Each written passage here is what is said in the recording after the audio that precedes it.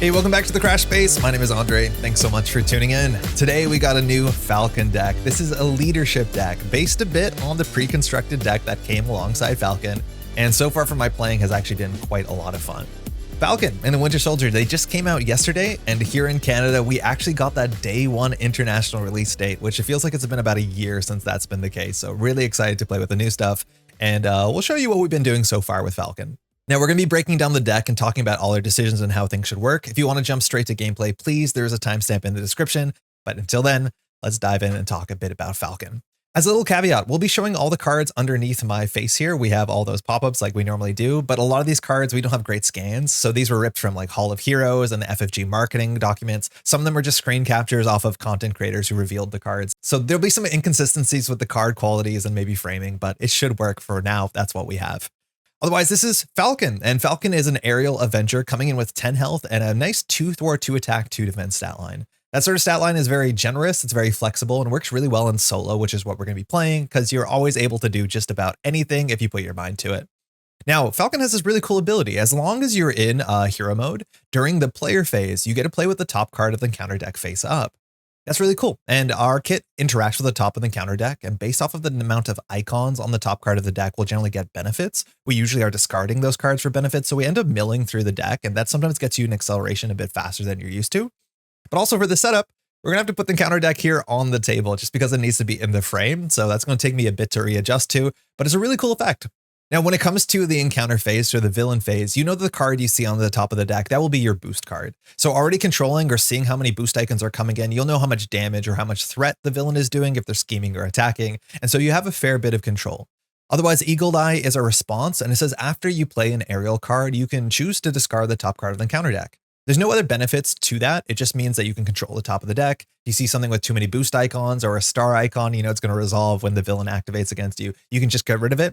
And you're going to be looking sometimes for big boost icons because discarding those to some of other Falcon's cards gives you benefits. Backside is Sam Wilson. Here, of course, we get +1 hand size. We're shield on this side. Mind you, we're not shield on the other side. We have mostly shield heroes in this cycle. We have 3 recovery, and Birds of a Feather says, as an action, we can discard a card from our hand to search our deck and discard pile for a bird card and add it to our hand once per round. Now, our deck has only 3 bird cards. 2 of them are allies. One of them is kind of a permanent ally. The other one comes and goes. But also we have a resource generator that is bird type that is very powerful. So we'll usually use this on setup. And as soon as that resource generator is done, and we'll show that resource generator in a bit, we can always just trade a card for that card. And that usually works out relatively well for us. This is not as powerful as some of the other alter ego actions we've seen in some of the other heroes in the cycle, which you really want to jump down to do their hero ability, but it's definitely not bad. It's not the worst, and you are going to use it on turn 1 pretty consistently. Otherwise, we'll talk about our deck. We're starting, of course, with 15 cards, and we have 2 cards off the top, actually 4 cards off the top that are pretty similar. We have Bird of Prey and Bird's Eye View. These show you the basic idea of how you want to use Falcon's kit to some extent. Bird of Prey is a 2-cost aerial attack. Aerial is a really important keyword, and we have it on about half the cards in this deck. This deals 4 damage to an enemy.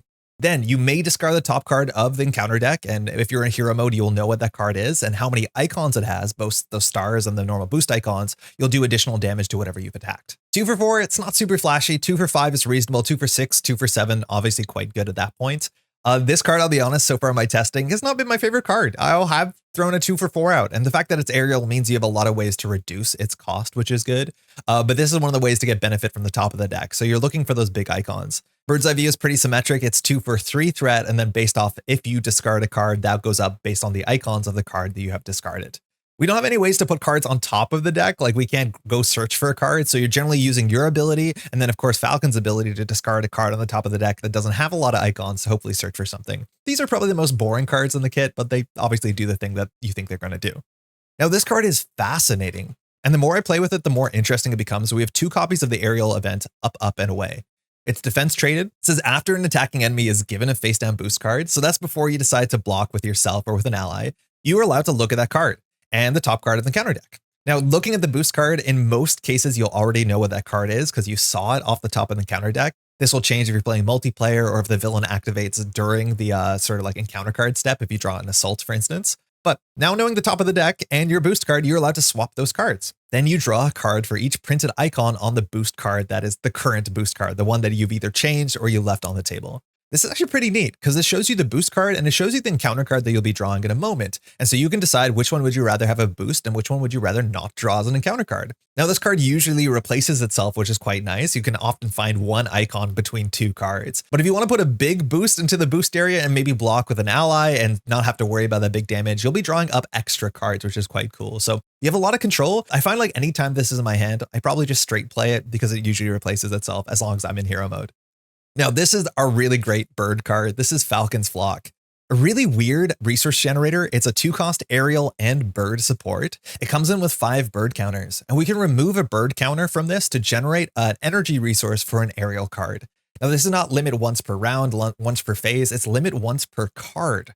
And our deck, which is, I believe, 19 out of 40 aerial cards, we can empty this relatively quickly, especially for all the aerial cards that cost 1 or 2. You can just dump them out of your hand really quickly. Now, this is a bird traded card, so we can grab that really quickly with the Bird of a Feather ability from Sam Wilson as soon as turn 1. And we usually do, because this pays for, again, half our deck and helps us set up really quickly. Now, once this runs out of counters, it goes to our discard pile and we can grab it back, and it just keeps you going and keeps you pushing forward. A very interesting design. Now, specifically the energy resources, our deck doesn't really have those requirements where you need a certain type of resource. So for us, it's mostly just a resource, but very powerful effect. And it's one of the nice setups to get your aerial cards on the table. Next up, we have Soup Kitchen. This is a 1-cost location. As an alter ego action, we can exhaust Sam Wilson and Soup Kitchen. So Sam Wilson has to work in the Soup Kitchen. So if you're not ready, you can't use the Soup Kitchen at all. Now, for that cost, you get a heal damage from Sam Wilson equal to his recovery. So basically you get the recover baked in for free, but that means you either have to be able to recover and or want to recover for this to be quite good. On top of that, after you do this, the next ally or support that gets played this phase has its cost reduced by 2. This card's probably a lot more interesting when you're playing multiplayer because you can pay the cost in the Soup Kitchen and then your teammate across the table can play a free ally. And that's really good. That will feel a lot better. But currently in solo, I haven't really liked this card at all. It is pretty clumsy. You need to have this on the table. You need to be set up. You need to have a support or an ally in hand. You need to come down. You need to be able to recover. You have to not be exhausted. It's asking for a lot, but if this could separate the recovery from the reduction, it'd be really, really powerful. But if you are recovering, I guess you want this on the table. I haven't played a lot of it. Now we get some weird cards, and these are really interesting. Almost all of these are one-ofs that have some limited effect for a certain board state. And we start with the aerial 1-cost upgrade, aerial evacuation. This is a preparation, so you can't recur it. There's a lot of preparation support in this entire cycle. And it says Hero Interrupt. When another friendly character would be dealt any amount of damage, discard aerial evacuation. You prevent all of the damage they would take, and then you have to change to alter ego form. If that character was a hero, they also change to alter ego form. And the flavor of just like grabbing someone and landing on the sidewalk and becoming alter ego again is very, very cool.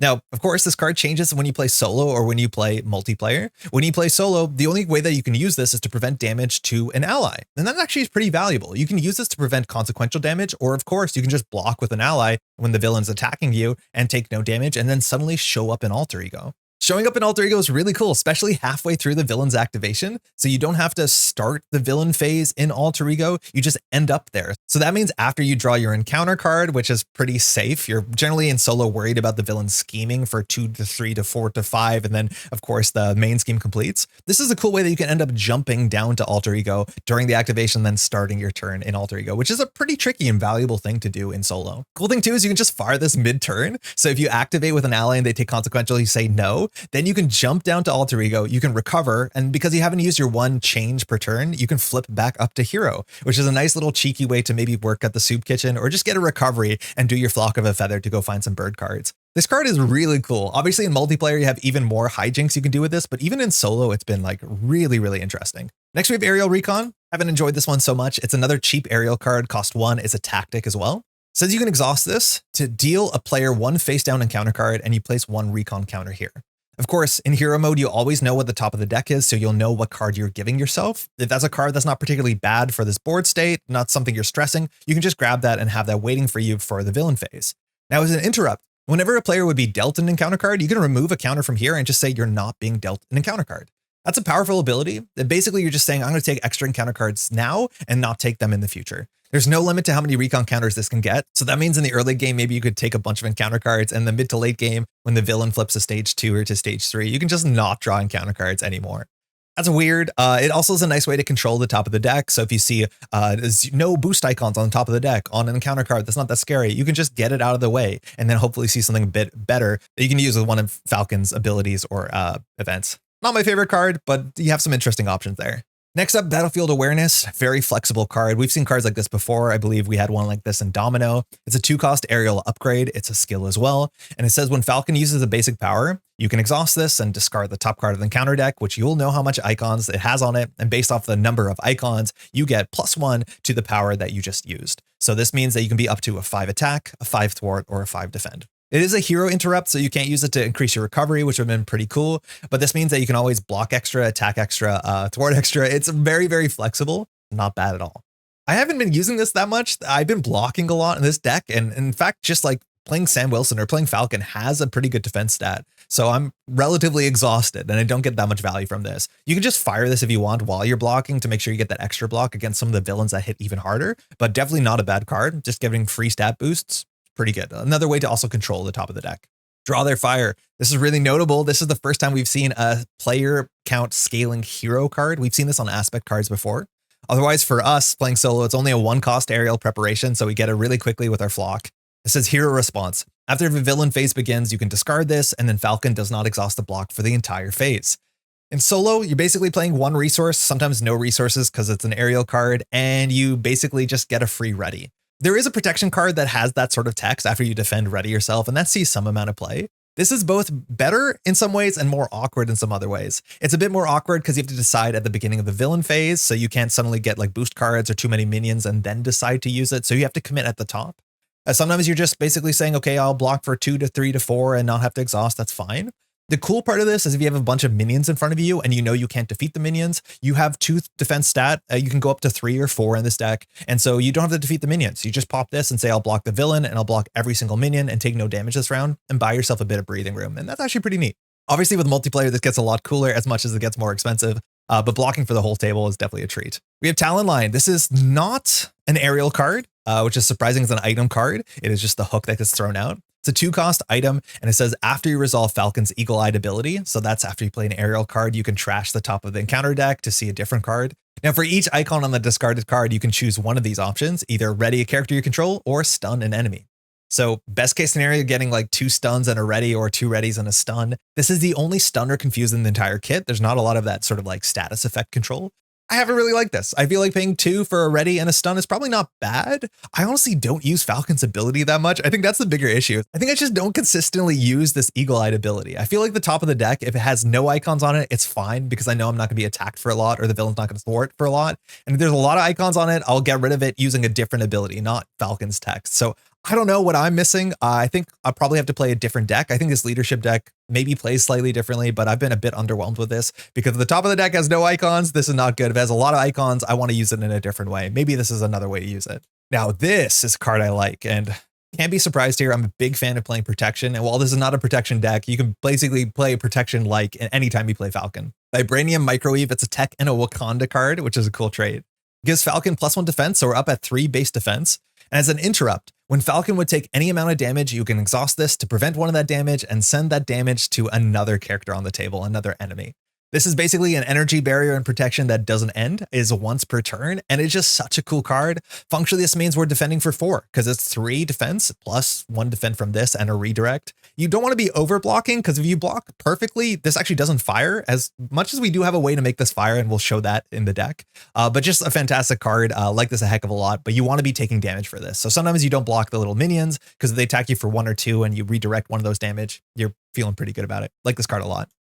And that is almost all of our kit cards. We, of course, have one more we haven't talked about, but we'll jump to the leadership cards to explain exactly what we're doing.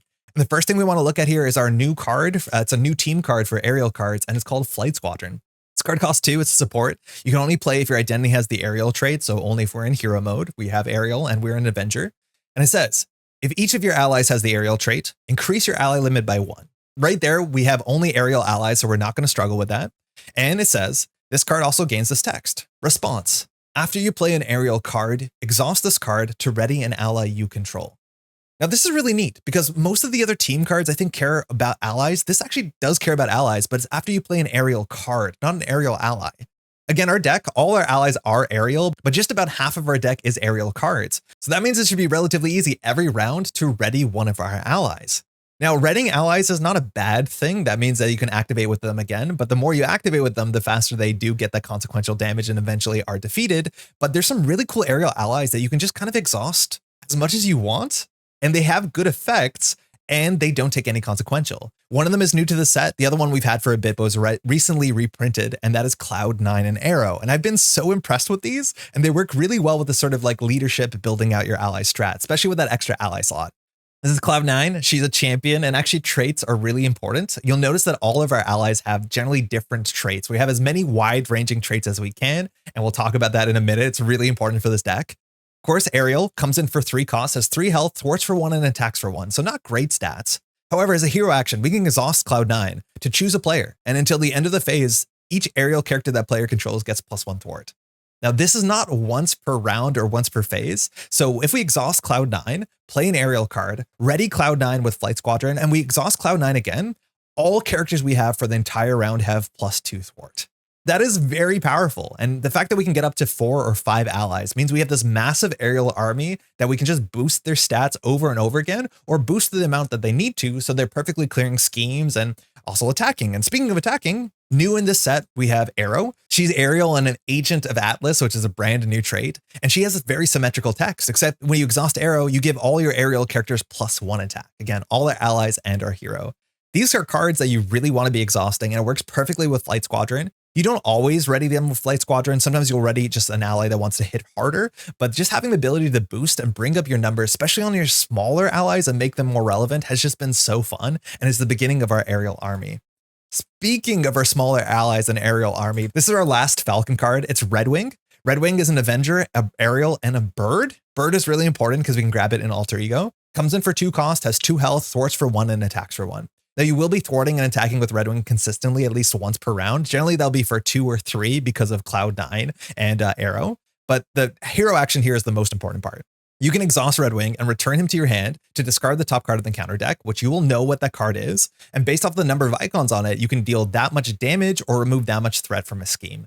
This returns Redwing to your hand, and this deck is built so you can play Redwing every single turn. And every single turn, if you're playing Redwing, that means you play an Aerial card every turn. So not only can you use Falcon's text, which it's fine, but you can fire your Flight Squadron and ready another ally, which means you can ready Cloud9, or you can ready Arrow, or you can ready somebody else. And this is just a really fun loop that has been very, very consistent. And that means Redwing functionally every turn is like threat for 1, generally attack for 1 or 2. You just have a lot of options here, a lot of flexibility. Those small numbers get boosted by your friends, and then of course you can control the top of the deck and find some big icons up there. Speaking of bird, our last bird in the deck, the third bird is Hugin and Moonin, kind of the third and fourth bird, but comes in for the same sort of stats, so not very mighty, but we can boost that with Cloud9 and Arrow. And Hugin and Moonin's response finds minions. After you play Hugin and Moonin, you can choose to look at the top 10 cards in the counter deck and go grab a minion and put it in play. Based off the number of icons on that minion, you can ready that many characters you control. So that can be, again, allies, so you can do the Cloud9 Arrow thing. It can be yourself, Falcon, or of course, anybody else on the table.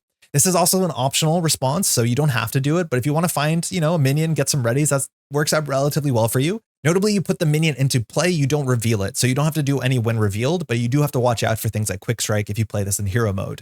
Also, this has Asgard trait, and we are caring about all the different traits we can get, so we do have a unique trait on this, but this is just quite a fine bird.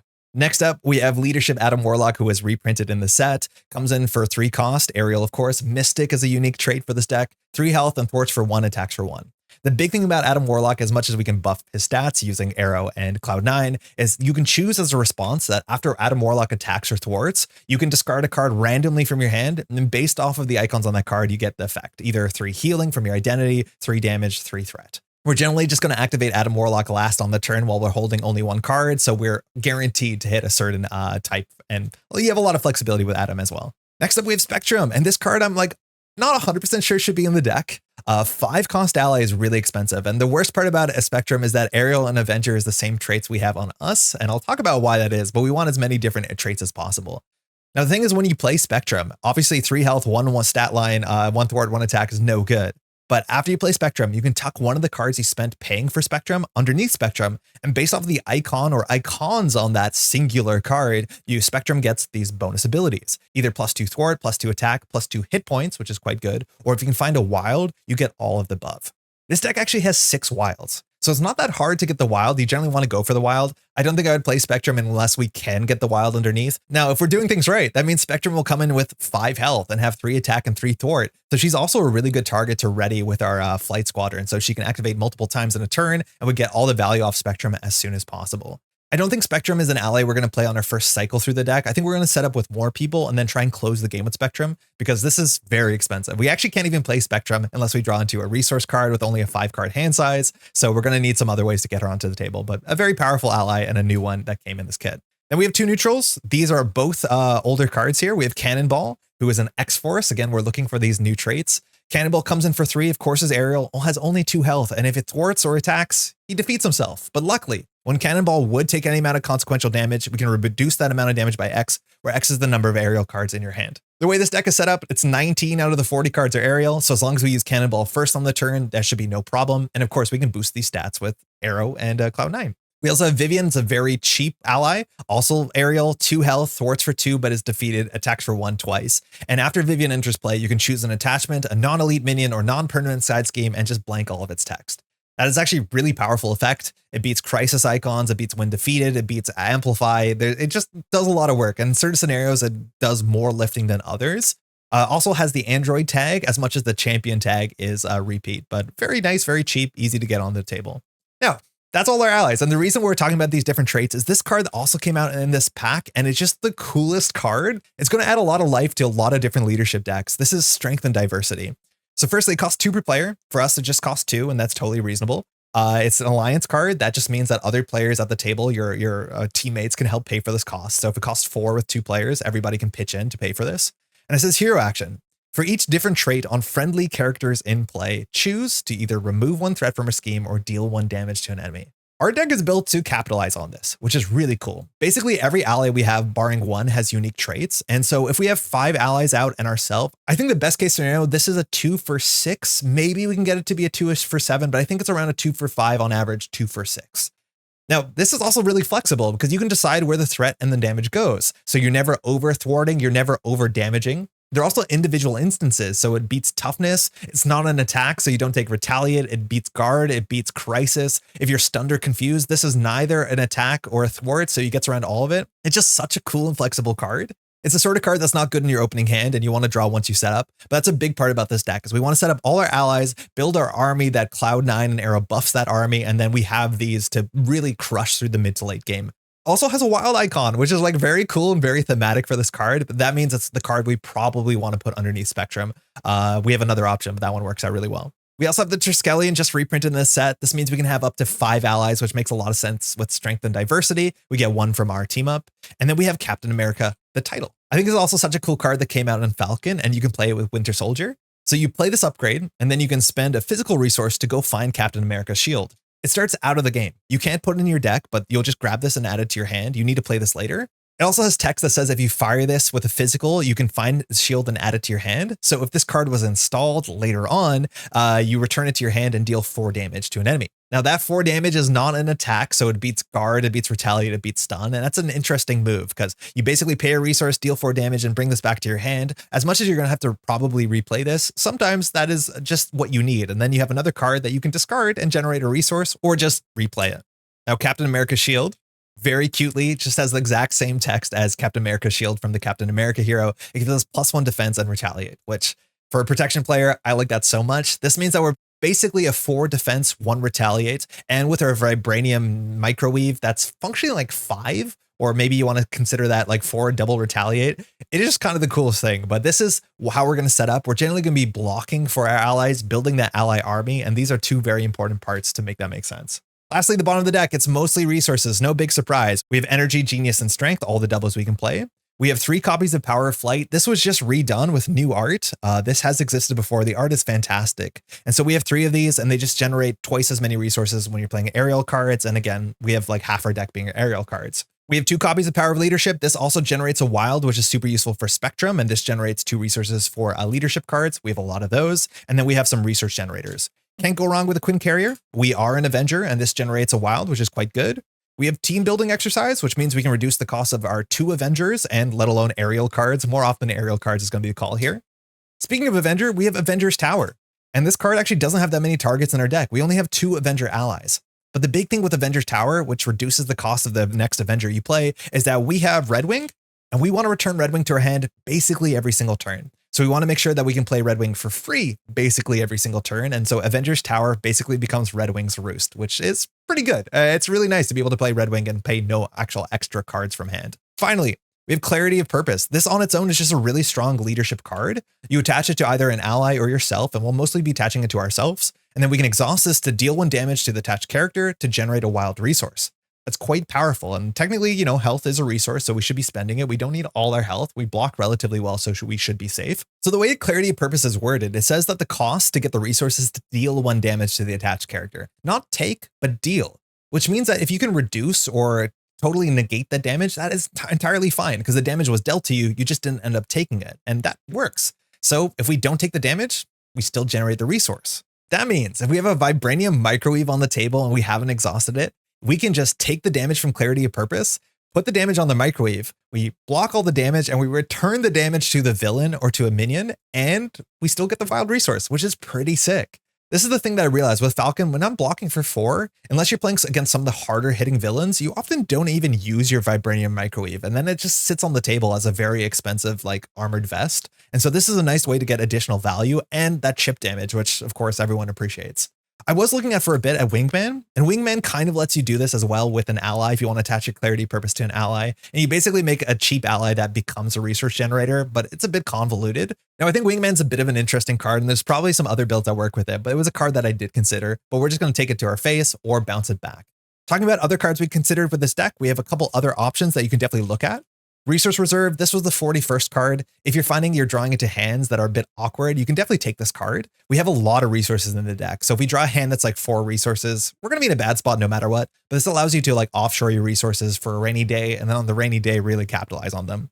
We also have Team Training. This gives all your allies +1 hit point. Now our allies, we want them to stick on the table, so there's some value in that as well. And then of course, I have to shout out Air Supremacy, which is one of the leadership aerial cards. This says choose up to X enemies, where X is equal to the number of aerial characters you control, and deal 3 damage to each of those chosen enemies. Unfortunately, when you're playing solo, a lot of times X caps out at 2. Now, if this is a 2 for 6 in solo, that's honestly not that bad.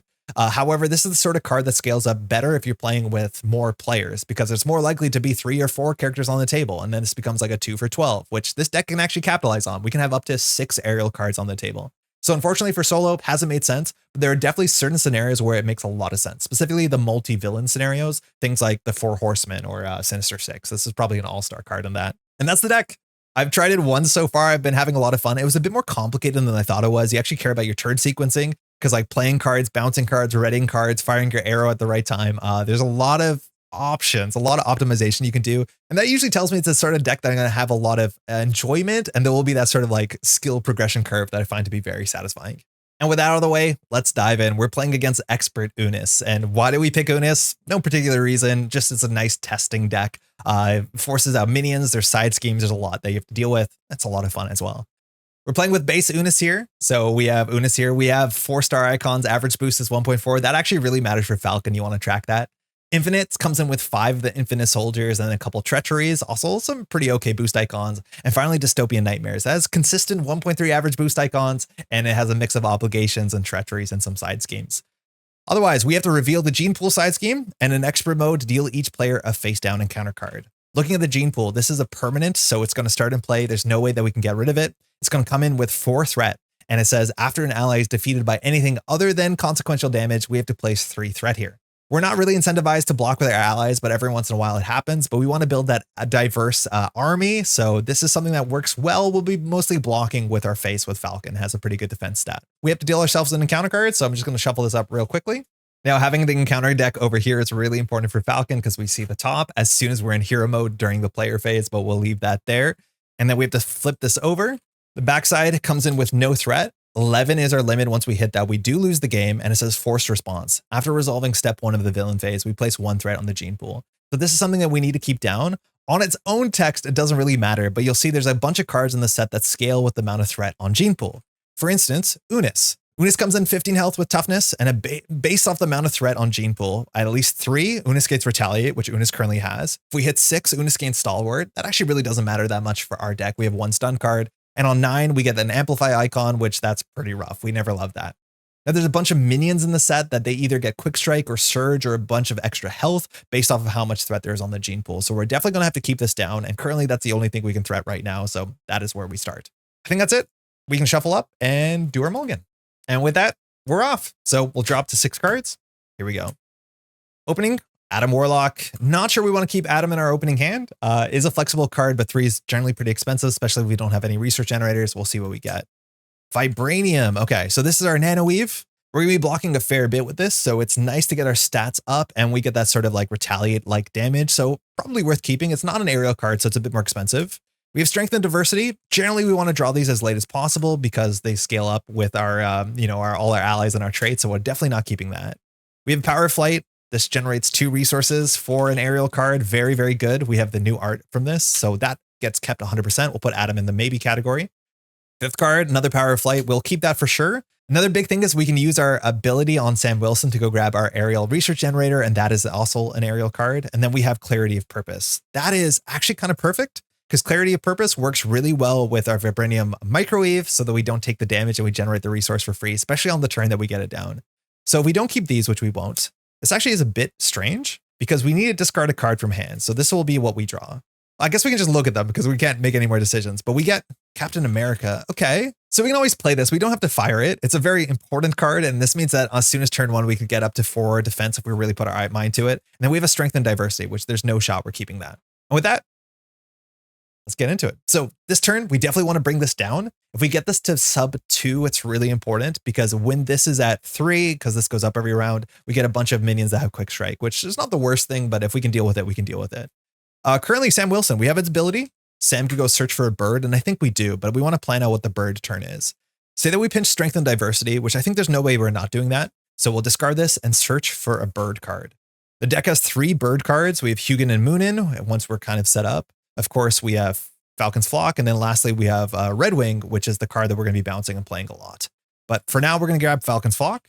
This comes in with 5 bird counters, and we can spend 1 bird counter to generate a resource for an aerial card. And it's not limit once per turn, it's limit once per card, which is super flexible to get an aggressive start. However, our hand has no aerial cards, but we do have the Power of Flight, so we can get at least those onto the table. So from this, if we want to play Falcon's Flock, we will. Now, the thing you have to be careful is the sequencing is really important because we're going to be playing an aerial card, which means in theory, if we flip up to Falcon, when we play the aerial card, we have some control over the top of the deck. So if we see a big boost icon or a star icon we don't want to deal with, we probably should flip up first and then do this and then control the top of the deck. So we're going to flip up. And Falcon says when you're here during the player phase, you can play with the top card in the counter deck face up. And this is an advance, which is kind of perfect to see because not only does advance have 0 boost on it, we're not going to be drawing this. So we know there's 1 fewer advance in the deck. And the more you play solo, the more you realize advance is really bad for you. So that's absolutely perfect. Now, it's probably really easy just to dunk Falcon's Flock on the table because we grabbed it and we have this lining up, but we can't use any of those resources. So actually, let's consider what we can do with the rest of the hand here. So Clarity of Purpose we can play for sure, and we can just take a damage from it. It's not the end of the world if we take a damage. So this costs us 1 and 1. And when we play Clarity of Purpose, it generates 1. We can use that 1 to play Vibranium Microwave. And so functionally, now if we do this, we don't end up keeping Captain America, but our startup will be Falcon's Flock, Clarity of Purpose, which generates a resource that does damage with Microwave, and that's a pretty good start. Unfortunately, Captain America won't be coming back until we cycle through the deck, and we've gone through 2 Powers of Flights, but that's going to happen no matter what. The other option is we don't grab Power of Falcon's Flock, and then if that's the case, we could do Falcon's Flock for Clarity of Purpose. We could have not grabbed it. We probably should have left it in our deck and just used the Strength and Diversities because there's a chance that this card actually we don't want in our opening hand. I'm just so used to grabbing it immediately with Power of Flight, but this hand might be a bit ugly. Then we'll do this into this. Then we can play this, and then we can use Clarity of Purpose to go get the shield, but then we can't play the shield. So the big decision here is basically, do we play Falcon's Flock or do we throw it out? Because we can't play everything here. It's nice to get Falcon's Flock down. We're not using it this turn, but that's such a great setup, and that's a hard card to get. We've already searched our deck for it. Obviously, we didn't have to do that, but that's nice to get down for all the other cards we're going to draw. And if that's the case, we can play Clarity of Purpose. We can use Clarity of Purpose and just throw out the shield. That's the problem is, well, not the shield, the title. We're losing the title. I think losing the title is probably okay. This setup is just so good. This setup is so good. So unfortunately, this will come back on our next rotation. So that's what we're going to do. So we're going to pitch a Power Flight to play Clarity of Purpose. This comes in. You can exhaust it to generate a wild at the cost of damage. We're attaching it to ourselves. Then we're going to generate a resource, taking 1 damage. And we'll use that resource plus the Captain America title to play the Vibranium Microwave. Yeah, wait, no, there's no other way to do this where we can get the damage off of this. I don't think there is. This gives us +1 defense. And it says once per turn when we take damage, we can redirect it and exhaust this. So this will work really well together. Then we'll play Power of Flight, which generates 2 resources for Falcon's Flock, which unfortunately we were not able to use, but we have 5 bird counters that we can use to reduce the cost of 5 aerial cards. Yeah, there's no way that we could have done this first because of the doubles, because we need to play a double for this. Yeah, unless I'm missing it. We'll just throw it for 2. We'll go off the thing that we're going to go off of. And we're assuming the Microwave will take off the toughness. So I don't want to attack it for 2. We know we're only going to be attacked for 2, so we don't have to block it here. It'll be basically 1 damage and take the tough off. So let's go. Let's draw back up. Queen Carrier, if we can get that down, that'd be quite nice. Obviously not an aerial card as much as it does fly. We've up, and away, which I'm not really incentivized to play because we know the top card of the deck has no boost icons on it. So we could get a worst boost and draw some cards, but then we have to draw advance and I'm good. We have Draw Their Fire. This one basically says we don't block for a round if we want to be defending. We have a Strength and Diversity. We drew all 3 of them on the early part. That will just happen. We'll get them on the second cycle. And then we have Bird of Prey, which is our deal 4 damage card. So this hand could easily set up the Queen Carrier and then just play 1 card. And I think I'm okay with that. So hopefully we don't draw anything too rough during the encounter part. All right. Hunting Gene Traders goes to 1. And whenever this goes up at the beginning of the round, this goes up to 3, which means Unus still has Retaliate. Technically lost it there for a second. Unus is now going to attack for 2 in a card, but of course we know what this card is, so we know exactly what this is going to do to us. I'm okay not blocking, so we'll take 2 damage, but our Vibranium Microwave will come into effect. We can exhaust this to prevent 1 damage and deal 1 damage to Unus. This is not an attack, so we don't have to worry about Retaliate, and so we just take 1 damage. Our 1 encounter card is Infinite Soldier. Okay, so unfortunately this is going to hit us, because this is exactly a 3, and this is the main card that cares about the scaling besides Unus. When we have at least 3 threat there, this gets Quick Strike, so we're going to be attacked for 2. We're not going to block for this one. This is also like a nice, reasonable thing to do, Draw Their Fire, so we're just going to take 2 damage down to 6. And that's back to us. So here, we're going to see the top of the deck because the villain phase starts, and this is a 1 boost, so we know if we jump down, Gene Traders are going to go to 2 naturally, Unus is going to scheme for 3, 4, 5, Soldier's going to go for 6. And with 1 advance out, it's very unlikely we draw an advance. I think there's almost no way that we advance. So we actually can't jump down. We could use our ability to go grab another bird, but I think we'll just set up and probably jump down. Defeating this is going to be a bit tricky because we can't, well, we could do 3 damage with Bird of Prey, but we don't want to discard this, but this just does damage. And this only costs us 1. So I think that's what we'll do. We'll play 3 cards for Queen Carrier. Love to get this down as soon as you can. We could actually keep 1 of the cards if we wanted to and take a damage instead. Yeah, we'll probably do that. So we're going to use Clarity of Purpose first. So we'll take a damage. Ow, generates a resource. Then we'll pitch Strength and up, and away for the Queen Carrier. We can play Queen Carrier here in hero mode, which is totally great because we're an Avenger. Then we'll take 1 counter off Falcon's Flock and Queen Carrier to play Bird of Prey. This just does 4 damage. We're not going to do any of the text. Mind you, we played an aerial card, so we can discard the top of the deck, but we're totally fine with it. That's the weird thing that I've been finding with Falcon. So we'll deal 4 to this. Then we'll take 1 off of this to play our Draw Their Fire. This is just a cheap card we can get on the table so that we don't have to block for a certain round. And now it'd be nice to take the Gene Pool down. I don't think we can deal with it. Having Retaliate right now and having Quick Strike on another Infinite Soldier doesn't matter if we flip down. So we'll just jump down and then we'll recover for 3. And that's, if we know the top card of the deck, we know exactly how much this threat is going to be. And that's the scary part a lot of times when you're playing solo. This technically gets flipped down, but like we know what it is. So a lot of times I won't flip down if we're an alter ego, as long as the card hasn't changed. And we'll pass. We're not going to use our Flock ability. We don't need to find something. We might go grab Red Wing because we're relatively set up to play Red Wing for free every round. So we'll see if we draw Red Wing or not in our hand naturally. Bird's Eye View, that's a threat card. That will work out perfectly because we're going to add some threat this round. We have Hugin and Moonin, our other bird card. Cannonball will be nice to set up as well because we have aerial cards in our hand. Battlefield Awareness, this is the one that allows us to discard the top of the deck to boost our basic activations. And then we have Bird's Eye View, more threat. And then we have a Genius. So we have some nice resources. We should be able to play a lot of this hand. That's usually what happens with Falcon's Flock and a lot of reasonably afforded aerial cards. All right, we're ready. This goes to 2, which means Hunting Gene Traders, this goes to 4. Unus Schemes, no surprise, for 3. This goes up to 5. At 11, we lose the game. And the unknown card is Hunted. Oh, fantastic. This is really good that we're down here in Alter Ego because as an Alter Ego action, we can discard a card from your hand to discard this card. And we definitely want to get rid of that. So we picked a good time to jump down. I don't think we're going to recover here. I think we're just going to hop up.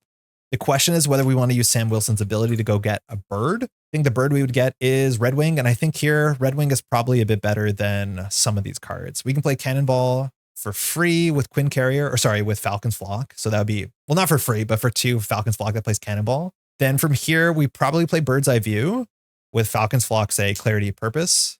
Battlefield Awareness is a really good card. I haven't found it to be that useful because we're generally just blocking. If we were blocking more with allies, I'd be using this to attack and thwart all the time, but it's just not the most important card I found in this build. Maybe I'm doing something wrong. I don't think we have to block more than 4 usually, as much as the shield is not coming back. So if that's the case, I think we can throw out 1 card in our hand to go get, we can go get Red Wing. So I'll throw out Bird's Eye View, and we'll use Sam Wilson's ability to search our deck for a bird. We only have 1 more bird in the deck. You can also search your discard pile, of course. I wonder if we can crack Falcon's Flock and get it back. I think we're barely not going to crack it. This is Red Wing. So cheap ally, it's Avenger and Bird traded. Of course, we can activate with Red Wing, and also we can exhaust Red Wing to return Red Wing to the hand, which was what we're likely going to do next round. Oh, we have to get rid of Hunted, of course. Okay, got to remember that. So we don't want to dump too many aerial cards from our hand so far because we're going to use Cannonball first. So I will just discard. Okay, we have to map this out. So we can play, this was that, that's for free. We'll have 1 more on Falcon's Flock. So we can play Red Wing, and then we can throw out Hugin. So we'll just throw out Hugin and Moonin to get rid of Hunted. We'd have to just discard a card. And before we start playing cards, we will flip up so that we see the top card of the deck, so we can start to discard cards if we want to. This has a really bad boost. This is Shadows of the Past. So good to see it there. Has 2 boost icons, so Unus will be attacking for 4. We technically block for 3, but with Microwave, we're functionally blocking for 4 as much as we lose the Microwave's ability to use it with Clarity of Purpose. So that's okay. We'll do Genius plus Falcon's Flock for Cannonball. Comes in with only 2 health, but when you activate with Cannonball, take less consequential based on the aerial cards in your hand. So I think we're going to start thwarting. We generally want to thwart first before we send the damage. We're not super aggro. So we'll thwart for 2. I'll take this down. There's only 1 more advance in the whole deck, so I'm not too stressed. That means we lose Retaliate for a moment. Revealing our hand is 3 aerial cards, so no big deal. Then this is perfect for the top of the deck because we're going to do Clarity of Purpose. So Clarity of Purpose, we deal ourselves the damage. We're not going to take the damage. We generate a wild resource because Vibranium Microwave is going to kick in, which we're going to prevent the damage and deal 1 damage to Unus, not an attack, but Unus takes 1. And then we'll play Bird's Eye View. Bird's Eye View, remove 3 threat from a scheme. And then we can discard the top card of the deck, which has 2 icons on it, and we'll remove 2 more. Revealing the next card, which is a star. This star says place 2 threat on the gene pool. This is Culling the Weak. So this is a card we actually want to probably get rid of with Falcon's Bird's Eye View ability because I don't want to get rid of this. Or I don't want to draw this more accurately. So I think we will. We can also get rid of it with Red Wing, but no, we don't want to return Red Wing to hand. So yeah, we'll just use Falcon's ability here. Falcon says after you play an aerial card, and that was an aerial card, we can just discard the top card of the deck. We get no advantage from that. We just see the next card, which is now Assault. So we're being attacked for 2. All right, we'll do... I don't think we'll keep on the Battlefield Awareness. So I think we'll just do Quinn Carrier plus Battlefield Awareness to play Red Wing. And that means we can preserve our Falcon's Flock. I think the first time I played this on stream, I was using Falcon's Flock whenever I could and then just discarding cards at the end of my turn, which is obviously pretty silly. Red Wing comes in for 2. We're not going to use Red Wing's bounce until next turn. So Red Wing will just thwart for 1 and we will attack for 2. That's it. We'll pass. So again, all our strength and diversities are in the bin. Currently, we have X-Force, Bird, Aerial, and Avenger. So it's already a 2 for 4. And we haven't drawn Cloud9. We haven't drawn Arrow, and those will be coming up soon, I reckon. Power of Leadership, Arrow. There you go. Aerial Recon. That's whatever. Soup Kitchen. That's also whatever. And last card is Spectrum. So we actually could play a big Spectrum here because we do have the Wild in our hand. So Spectrum might make sense, but I think there's a lot we can do this round. So we'll see if it's Spectrum, or I think we might just want to set up quickly with Arrow. The bummer is we haven't found our team card yet. You could play 2 in this list if you want to find it consistently, but we definitely want to find that card sooner than later. This goes to 1. This goes to 2. Unus is attacking for 2. We could just take 2 damage, which Microwave is functionally 1 damage, as much as we're going to use our Microwave no matter what. I think I'm okay not blocking, and then we can actually send some damage to face. If we block, we technically prevent 3 damage because we don't take this 2 damage and we prevent this from firing. So yeah, I'm okay blocking. We'll block for 3. So we take no damage. I wouldn't do that if we didn't have a way to fire the Microwave, but we'll take nothing. Unknown encounter card. It's targeted for extermination. The scheme comes in with 3 threat, so we have some work to do. And when defeated, the player who defeated this confuses their identity. So that is something we'll probably deal with as a crisis, so we can't deal with the main scheme. We have to keep this down because once it hits 3 during the next round, the minions can hit us a bit harder. All right, it's back to us. So aerial check in our hand. We have 3 aerial cards, so we can use Cannonball. Oh, Cannonball should not have got hurt. We can use Cannonball, no problem. We also could play Arrow first with Power of Leadership. This is the thing, is I'm not sure whether we should play Spectrum or whether we should just set up with Arrow. Maybe we can do both, because if we do 1, 2, 3, 4, 5, we can play both. Okay, that's actually perfect. But that means we can do Cannonball second if we want to do more damage. Arrow, mind you, boosts our attacks. We can exhaust Arrow to boost all of our attacks on all our aerial characters. Maybe that was a reason that we shouldn't exhaust it because we could attack for 3. That might have been right. We also can return Red Wing to hand if we need another resource. Oh, sorry, we see the top of the deck. It's 2 boost icons. So Red Wing can do 2 threat and return Red Wing to the hand. This turn, there's a bit too much we want to do. This is where like Spectrum gets a bit difficult, but I think we want to get Spectrum on the table because Spectrum is also really good. And Spectrum can deal with targeted for elimination on her own. So we'll just do Cannonball. Cannonball will just thwart 2. Takes no damage because we have enough aerial cards. And then we'll do Power of Leadership to generate 2. We'll do a Falcon's Flock, Quinn Carrier, and we'll do the Clarity of Purpose, redirecting the damage into Unus. And that's 1, 2, 3, 4, 5. And we'll play Spectrum. And we only paid 1 card for it, which is perfect because we'll tuck that 1 card and it does have exactly the Wild on it. So Spectrum is going to have 5 health, 3 attack, 3 thwart. Then we'll pitch 1, 2, plus the last Falcon's Flock to play Arrow. Oh no, we only have 3 ally slots. I totally forgot about that. We only have 3 ally slots right now because we don't have our team up or we don't have the Triskelion. So we actually can't do that right away. So we could just set up the Soup Kitchen or Aerial Recon. We also could just return Red Wing to our hand and hold Red Wing. And I don't think that's that bad because Red Wing actually does relatively well here. So I think we will because it just uses her hand a bit better. Because otherwise I don't want to float cards because we're going to float a card no matter what. It's either we float Arrow or float Red Wing. I guess if we don't float Red Wing, we get Red Wing's text. So let's do Red Wing here. Oh, we played an aerial card, by the way, so we could discard the top of the deck. Not going to do that. The 2 icons there we're going to use. So we're going to return Red Wing to our hand. Then we discard this card. And because it has 2 icons, we can either do 2 damage or remove 2 threat. We'll do 2 damage to the villain, down to 9. The next card we reveal has 1 boost that says you are stunned. We do want to get rid of that. And so we're going to play another aerial card and not have to draw into that. That is War Weary.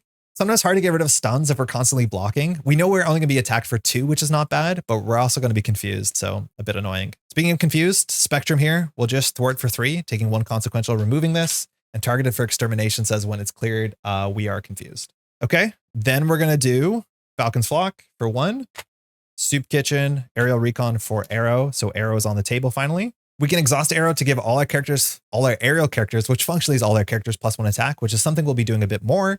And we'll hold on to Red Wing. We're not going to use Arrow. In theory, we could thwart for 1, but I don't think we really need to. I'd rather keep the health for more important, like thwart 1 or attack 1 breakpoints, and we'll pass. Red Wing's in our hand. We could consider jumping down sooner than later. It actually might be a good time to jump down because finding the Falcon's Flock and playing the Falcon's Flock again is really, really good. So should we jump down? Did we jump up this round? No, I don't think so. I think we will jump down before we pass because we know that's not a bad boost card and we have 1 threat there. So if that's the case, before we jump down, we will actually Arrow for 1 just for safety.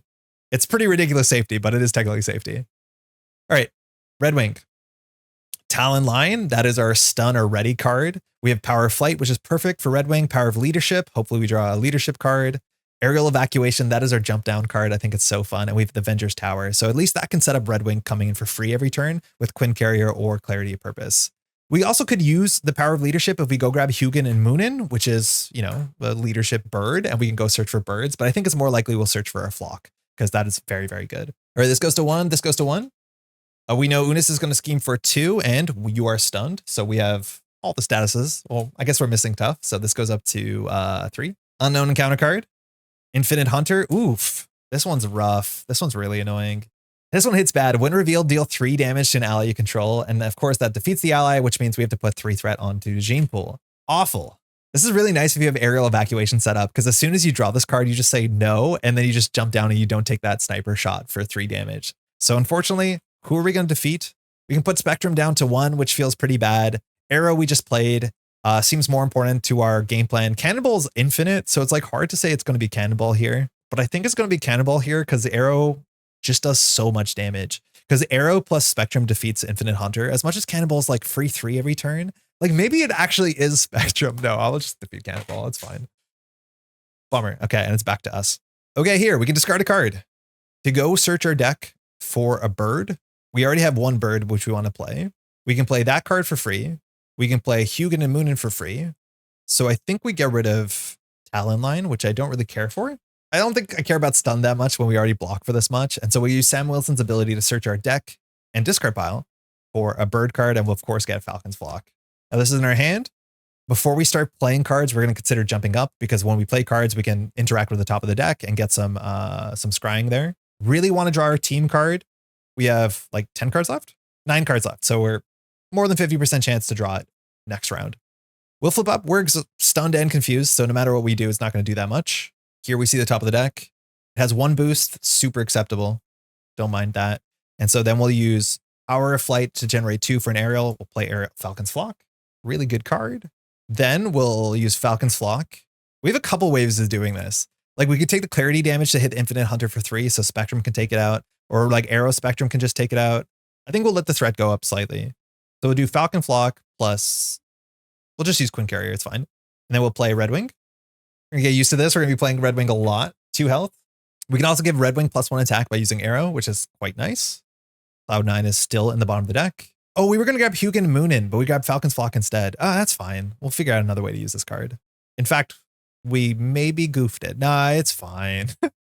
Yeah, I forgot that we were trying to get Hugin and Moonin with Power of Leadership, but this is actually like totally reasonable too. Because this on the table means we can play Aerial Evacuation for free. Of course, this means whenever an ally takes any amount of damage, we can just say no. So we can block with allies. We jump down to Alter Ego. A lot of value there. Here we can just, I think we're gonna, how many stuns or confuses do we have left? Or how many attacks or thwarts do we have left? 2 Bird's Eye Views are out. We have 1 more Bird of Prey. I think our damage is pretty good for allies. So I'll go for the Confuse. So we'll thwart, losing the Confuse. And then we'll generate 1 resource and Clarity of Purpose, which pings 1 damage to Unus. Got him. And then we'll play Avenger's Tower. And with Avenger's Tower, we have a super easy way to bounce Red Wing and play Red Wing over and over again. Okay, we'll use Arrow to give everyone +1 attack. The way I'm going to track this is I'll put a red die in front of Arrow, and this is just a reminder for this phase, everyone has +1 attack. Because again, we can fire Arrow more than once we get our ready card. So Spectrum is going to attack for 4, taking 1 consequential, defeating the Hunter. And while we have the attack, we're going to use the Red Wing's going to attack for 2 into Unus, who doesn't have Retaliate, down to 6. And we'll pass. Drawing up. There's our Flight Squadron. That's what we need for sure. That's our big card. We have our Birds of Prey attack. Team building exercise, another good resource generator. We have Cloud9 we want to play for sure. And then we have Strength so that we can play most of this hand, I'm pretty sure. This goes to 4. This goes to 2. Unus is attacking us for 3. We're aware. If we exhaust, I don't think that's a big deal. So we will exhaust. So we have 3 defense. We take no damage. Again, we'll still be able to use this. That's the big thing with the Microwave, why I love Clarity of Purpose. Our 1 encounter card is Infinite Soldier, which is totally fine because Spectrum can deal with it and it has guard, but we don't have more threat. So it doesn't have quick strike or anything like that. And it's back to us. Top of the deck is 2 boost icons, which works relatively well. We can get rid of Gene Pool, return Red Wing to our hand. I think we always start with that. Bottom of the deck is 4 cards. Couldn't tell you what they are, but this is clear, excuse me. So I think we're going to start by just playing our Flight Squadron. So Strength for Squadron. And now we're ready to do some shenanigans. So now we have to decide, what do we want to be readying on our turn? Either we can go for Arrow if we need damage, or we can go for Cloud9. How to play the rest of this hand? We can generate 1, 2, 3. We can generate a lot of resources. That's going to be the last aerial card we're going to play. So this is how we have to use Flight Squadron. Do we play team building? We do 1, 2 for team building. And then team building. Yeah, we can actually get team building down. This is pretty greedy. So we'll do Quinn Carrier and Clarity of Purpose, bouncing the damage. This is not an attack, so we can put it on Unus. So we'll do 1 damage to Unus. And that'll generate 2 resources for team building exercise. This card we can exhaust it to play a card from our hand that matches either Aerial or Avenger. So we'll do team building. Hold on, we'll put these like this. Team building, Bird of Prey, Falcon's Flock for Cloud9. Before we do that, actually, no, it might not be before. This is where like it gets really thinky, because here, once we play Cloud9, we can fire Flight Squadron, but I think we're going to turn Red Wing to hand and fire Flight Squadron on Red Wing. So Cloud9 comes into play.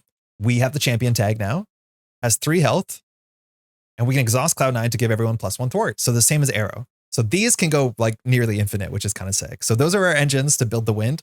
We now have the 4th ally slot, very importantly, with Flight Squadron. Almost messed that up more than once. We have Avenger's Tower ready. The microphone is slightly in the way. Hopefully that still sounds okay.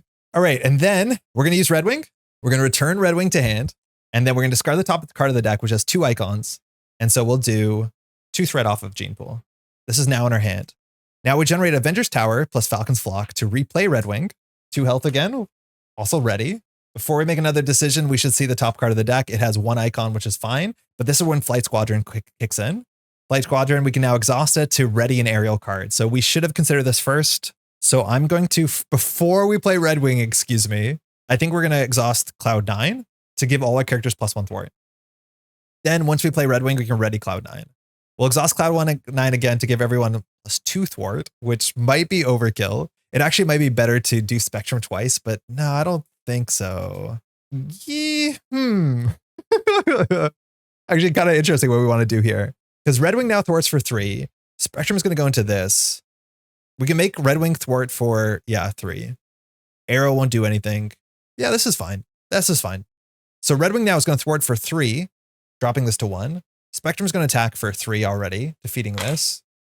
We can just have Arrow attack for 1, but no, we'd rather keep Arrow because we want to use Arrow when Arrow can use Cloud9 or even Arrow's own ability. Wait, does Arrow target Arrow's self? Yeah, I guess if you ready Arrow, Arrow buffs herself. That's pretty sick. And then we'll just pass. We are fully set up, and luckily we did that right before a deck cycle.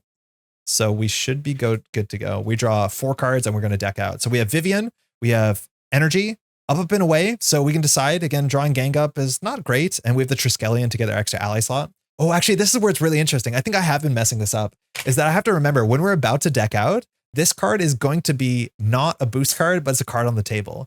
Now, what's interesting from my understanding is you drop during the player phase, so you still see the next card. So we know the Infinite Soldier is going to be the boost card. So we could trade that card at the top of the deck, but we know Gang Up's going to happen, so we probably don't want to draw Infinite Soldier so we don't get attacked twice. Gang Up from standard says the villain attacks on all minions, so you want to make sure you don't have a lot of minions. We need 1 more card. I know that came up in my first test game where I decked out right when I knew the top of the deck and had some good synergy ideas, and obviously it falls apart really quickly. 5th card, Adam Warlock, sick. That's a Mystic, pretty good. This goes to 2. You go to threat 1 here. Unus is attacking. What we know is 3 damage. Again, I just want to clarify, we only know the top of the deck during the hero phase, but if the card doesn't move, I'm not going to flip it down because we know what it is. So Unus is attacking for 3. We are stunned. We have no attacks here. We could play up, and away, but I don't think we want to because we don't want that minion. In theory, it just like cantrips itself. So actually, no, we should play it. Up, and away. Why not? We'll get some more information because this just replaces itself. So after an attacking enemy is given a face down boost card, technically it's face down, look at that card and the top card in the counter deck. So this will be another encounter card. So we could swap them. Oh, I guess we could get these in the other order though. So we could do this. So let's swap these. So that's on top of the deck. Would we rather have this or would we rather have, I think we'd rather have this. This is Endless Ranks. This is a scheme that comes in with 4 threat, and when you defeat it, you place 3 threat on the gene pool. So functionally 7 threat. I don't think we actually want that. So I'll give this as our boost card and I'll put Infinite Soldier on the top of the deck, which means up, and away will now just draw 2 cards because this card has 2 boosts. 1, 2. Yeah, that was good. We should do that more often. That seemed really good, Andre. What are you doing? So now Unus is attacking for 4. We will defend. So we block for 3, but luckily Vibranium Microwave, we block that damage. We return it to Unus. So Unus takes 1 and we take nothing. Now there's 2 boost cards here. We know the order and this order is really important. Unus is now going to attack with Gang Up. That's going to be attacking for 2 and a card. We are not going to block with an ally here. If we do, Gene Pool goes up, but we have 8 health. So we'll just use the resource. Wow, 5. Really bad, 3 boosts. So we take 5 damage there. Ouch. That's not good. We'll probably have to recover at some point. So that Gang Up was kind of bad. And then the last card we get is an Infinite Soldier, which we've seen this before. We'll see it again. And because we're sub 3 on that, it has no text. It's just guard. It's back to us. Got to figure this out again. Bird's eye view is not that good. We're still stunned. We have Vivian that can blank Infinite Soldier's guard, but that doesn't really matter. So this turn is probably just spam a bunch of stuff. Let's see the top of the deck. 3 boost is perfect. That's an under fear. So now we can use Red Wing to just send the Infinite Soldier to the discard pile. And then we can definitely advance Unus. I think when you advance Unus, it doesn't do anything. It just has more health. It has toughness. So this is a pretty good time that we can just start with Red Wing and return Red Wing to our hand. Yeah, it's fine. All our hand is just allies. We'll return Red Wing to our hand. We might jump down this turn. Once we see the next card on the top of the deck, if it has low boost icons, we'll probably hop down. So we'll return Red Wing to our hand. We'll discard the top of the deck. It has 3 icons, and we'll do 3 damage to the Infinite Soldier, defeating it. Revealing the next card, which is 2 boosts. We are allowed to discard that using Falcon's ability, and obviously we're getting through the encounter deck pretty aggressively. We have seen Shadows of the Past. We've only seen 1 advance, but I'll get rid of this because I don't want Unus to scheme for 4. On average, this should be the same. It's 0. Great. So now we can advance Unus. How are we going to do that? We're going to start by using Arrow, and Arrow will give everyone +1 attack. So we'll remember this by putting it here. And I'm going to just attack with Spectrum. So Spectrum will attack for 3, +1 is 4, and Unus will be defeated. We'll go to Unus part 3. Flip it over. Unus gets toughness again and goes up to 18 health, but all that text is exactly the same. All right. We are exhausted. We definitely want to recover if we can. We remember, we can always block with aerial evacuation. It was probably right that turn to block with this. Yeah, the turn that we took 5 to the dome, we probably should have just blocked with an ally, jumped down, and then we could have not taken the 5 because we prevent all that damage. So that's something we have to remember is in our back pocket. Okay, now we want to take the toughness off. That sounds like a job for, honestly, Adam Warlock, or actually probably Vivian. She's a lot cheaper. So we can do a lot of more damage. We're going to keep readying arrow and doing it again and again and again. What's the order here? We always use Avenger's Tower for Red Wing because it's our only other Avenger. And we'll just use team building exercise to put Red Wing back in play. Of course, comes in with 2 health. We can do the same thing and discard the top of the deck, but we don't want to. We now use Flight Squadron because we played an aerial card. So we can ready another aerial ally. So if we ready arrow, we can give everyone more damage. I will. I'll ready arrow. So we can do arrow again. We can play another ally if we want to. I think we do. So we'll just do Quinn Carrier for the Triskelion. This just gives us another ally slot, which we really want because we have more allies in our hand. Here, we're going to do Falcon's Flock. We'll put in the bin because we're going to jump down so we can get it back. And we'll do Power of Flight for Adam Warlock. I mean, with 3 health, technically 3 attack this round, or at least it can be 3 attack. So we've played all our allies we can. Cards in hand check. We have mental energy. So it's likely we want to get the healing. So we actually can force the healing, I think. So I guess we just play Bird's Eye View. Not the easiest thing to play. We also draw their fire. Oh, yeah. Oh, man. So we're already like having a really good time here, but I'm realizing that we saw that the Gangup was coming. So we could have used Draw Their Fire, but you have to do this at the top of the villain phase. But we had a couple cards that on the table were actually really important that last turn. We'll still be okay. So I think we can just jump down, bin a card, then grab back our flock, play our flock. Hold on, what's the math? So if we get rid of this, draw a card, we can play the card, then we can hold Vivian. So we can't hold an energy guaranteed unless we want Clarity of Purpose to take a damage, which maybe we can. Yeah, because it heals us, that's worth it. So what we're going to do now is, before we do any more attacking, and a lot of our allies are ready, we'll just use arrow to give everyone +2 attack. All right, we'll hop down. So now we're Sam Wilson. We'll use the Birds of the Feather ability. So we'll discard a card from our hand. We'll just get rid of Vivian to go search for a bird card. So Hugin and Moon is the other card, but we'll just grab back Falcon's Flock. Not that we need more resource generators, but we're here. Then I'm going to, oh, we have to do Clarity of Purpose first. Oh, so we messed up. So we can't do this line. We can just get lucky. Forgot Clarity Purpose is only in hero mode, so we can't do it in alter ego to get a card out of our hand. So we had to Clarity Purpose to play for like Adam Warlock or somebody. But that's fine. It's very likely that we hit a heal. So it's 1 in 3, we get a heal. If we lose the Falcon's Flock, it's not that bad. At least we made it more likely that we hit the heal. Because the big thing here with Adam Warlock, we want to hit the energy to heal 3 damage from an identity. So it's a 2 in 3. We'll take those odds. So everyone has like a boosted attack. So the toughness is unfortunately a bit wasted. So Cloud9 will attack for 3 into the toughness. Red Wing is going to attack for 3 into Unus, and then Adam Warlock is going to attack for 3 into Unus. We'll use Adam Warlock's text to discard a card randomly, so I'll do 1, 2, 5, 6. It's a 1, 2. Beans. We missed. Okay, that was the 1 miss in our hand. So that is deal 3 damage to an enemy. I mean, can't be too upset about that. And that means we get actually go ahead and use the energy to play the Falcon's Flock. So okay, force our hand. Now, one thing that I actually had to check that kind of frightened me in case we got it wrong is that these cards like Arrow and Cloud9, they say pick a player and that player, all their characters get +1 attack. It doesn't care when you use that ability. So if you play cards after Arrow has activated or exhausted, those cards are still get boosted. I think the precedent is from like Lead from the Front. And it was ruled that if you play Lead from the Front and then just play more allies, they will all get boosted. So I'm assuming this works the same way. I think we've activated literally nearly every single card on our table besides Clarity of Purpose, and we'll just pass. That buff goes away. We know that we're only being scheming for 2 as much as there's 1 more advance, and we'll draw 6 cards. Power of Flight, classic. Strength and Diversity. This is how we're going to close the game. Cannonball's back. Genius. Give us another Strength and Diversity. Give us another Strength and Diversity. Okay. Get it because of the strength. This goes to 3. This goes to 2. Unus schemes for 2, so this goes to 5. Counter card. Prelate Sidearm. So attached to Unus. After Unus attacks and defeats an ally, place 1 threat on Gene Pool. That's not going to happen. And after you make a basic attack against Unus, you can spend an energy and a physical to discard this card, or you can ignore it. 9 damage. We're going to do so much damage. So I don't think we have anything to do here, really.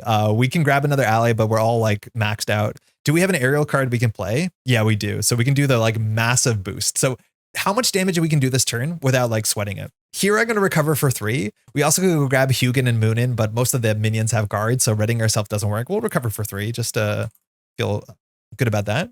And then we're just going to flip up. And so we're going to use Arrow that will give everyone +1 attack. We need to play an aerial card. We'll return Red Wing to our hand. The top of the deck is 2 boost icons. So we'll use Red Wing's text. So we'll return Red Wing to our hand. We'll do 2 damage to Unus, discarding the top of the deck because it has 2 boost icons. The next card also has 2 boost icons. We have an absurd amount of damage here. Obviously, we're set up like this and we're playing, you know, all these allies, but the amount of damage we have. So like we can genius and just like team building exercise, I guess. This should be ready for Cannonball. We've now played an aerial card. So not only can we discard the top of the deck, which is fine. We can flight Squadron to ready arrow. Arrow can exhaust again. So this goes up to 2. We can attack with more allies. So let's quickly go through the math of how much damage we have on the turn. If we play Strength and Diversity, which unfortunately we went through this whole game without playing, but that's how it goes sometimes. So Strength and Diversity does 1 damage for, or 1 threat for every type. So again, we have Aerial, we have Avenger, we have Champion, we have Agent of Atlas, we have X-Force, we have Mystic. So this is a 2 for 6. So that already, of course, brings Unus down pretty well. So that's 6 damage.